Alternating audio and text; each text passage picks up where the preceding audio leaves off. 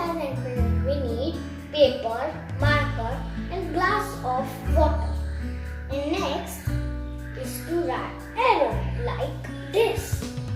And now see what is happening if I put in the behind of the glass.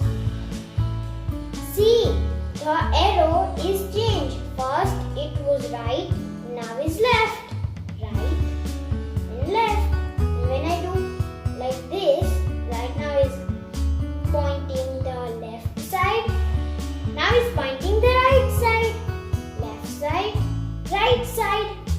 Why this happen? Because light bends when it passes through water. This is the reason the arrow appears to change direction when